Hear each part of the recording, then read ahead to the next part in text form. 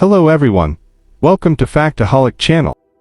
In the summer of 2022, China introduced its newest and largest aircraft carrier, the Fujian. The ship instantly became a national symbol of pride. Many Chinese citizens felt proud of this achievement, while other countries viewed it as a potentially alarming sign, especially since China's next aircraft carrier is expected to be even larger and more powerful. How could a country that, just 50 years ago, was still learning how to operate submarines now design and build aircraft carriers rivaling those of superpowers? In this episode, we'll explore China's long journey in building and developing its aircraft carrier fleet.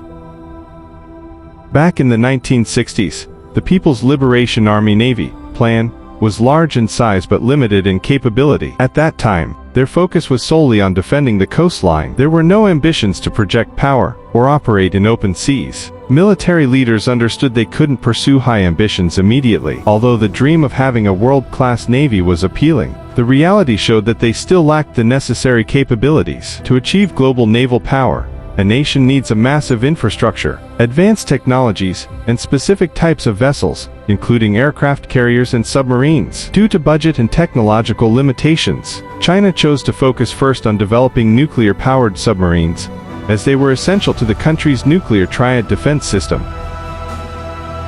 Still, the idea of aircraft carriers remained in the background. China was well aware of the U.S. Navy's carrier presence in Asia and slowly developed a desire to have similar capabilities. In 1980, as part of efforts to improve ties with the U.S., China sent a delegation to visit the aircraft carrier USS Kitty Hawk.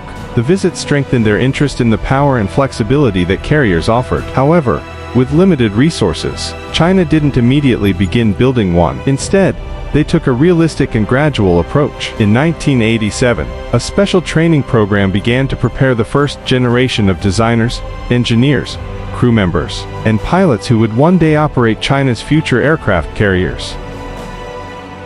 Interestingly, Australia indirectly contributed to the program's beginning. The Royal Australian Navy's primary aircraft carrier, HMAS Melbourne, was considered outdated by the 1980s. It was sold as scrap to a Chinese company, China United Shipbuilding Company. The plan was to dismantle it for recycling, but once it arrived at Guangzhou port, the Chinese military intervened and halted the scrapping process. They saw the 20,000-ton vessel as a valuable learning platform, the largest ship China had ever acquired at the time. Its systems, including the steam catapult, resting gear, and landing controls, remained intact. The Australian military likely assumed that the outdated systems posed no risk, believing China was still far from building carriers.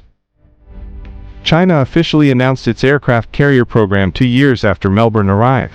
Some believe the ship was purchased with this intention all along, while others think its arrival sparked the idea. For years, the vessel was studied and used for crew training before finally being dismantled in 2002. But Melbourne wasn't the only ship China acquired. In the 1990s, China tried to buy decommissioned carriers or technical documents from various shipbuilders worldwide. Although they failed to obtain France's retired Clemenceau, they did manage to gather some data. More success came from their northern neighbor. After the fall of the Soviet Union, Russia and Ukraine inherited several aircraft carriers, but couldn't afford to maintain them. Some, like the Minsk and Kiev, ended up in China and were later converted into museums and hotels, but not before Chinese engineers studied them in depth.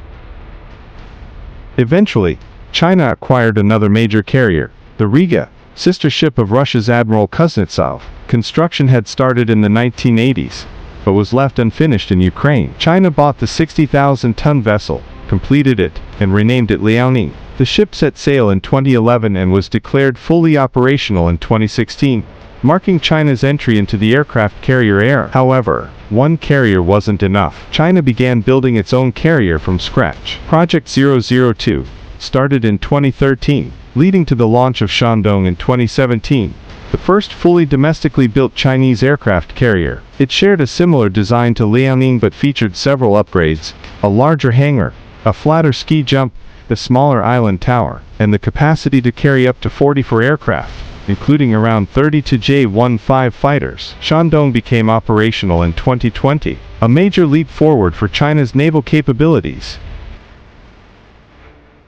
Initially, China was expected to build only 3 carriers. With Liaoning and Shandong in place, One more would have been enough, but they chose a different path. Between 2015 and 2017, reports emerged about a new carrier under construction, Project 003. This would become the Fujian, the third and most advanced aircraft carrier China had ever built, weighing 80,000 tons. Fujian is much larger and adopts a flat-deck design, more similar to U.S. carriers than Soviet ones. It uses an electromagnetic catapult system that allows for quicker and more efficient aircraft launches. The ship can carry over 50 aircraft, including helicopters and 2 new aircraft models, the 5th-generation Shenyang J-35 naval jet, and the KJ-600 airborne early warning plane, similar to the U.S. E-2 Hawkeye.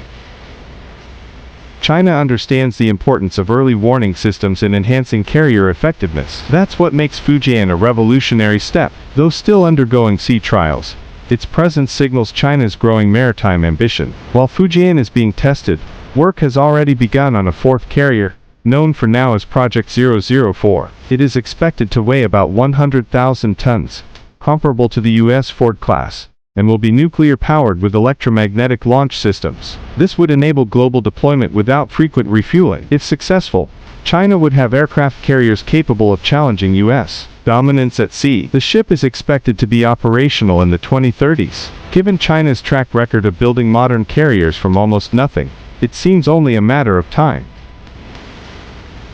From studying a scrapped Australian carrier to developing one of the world's most powerful fleets, China's journey reflects a combination of ambition, strategy, and perseverance. The hope is that these carriers will serve as tools of diplomacy, not conflict. What happens next remains to be seen. These ships represent the pinnacle of modern naval evolution. From humble beginnings in the mid-20th century to cutting-edge supercarriers in the 21st, China has come a long way. And while the road hasn't always been smooth, the momentum continues. With careful strategy and steady progress, China has made its maritime ambitions a reality. The greatest hope is that future encounters between Chinese and American carriers remain diplomatic, so the world doesn't have to witness real confrontation to see who is more powerful. That's the end of this episode. What do you think? Share your thoughts in the comments and stay tuned for the next episode, only on Factaholic channel.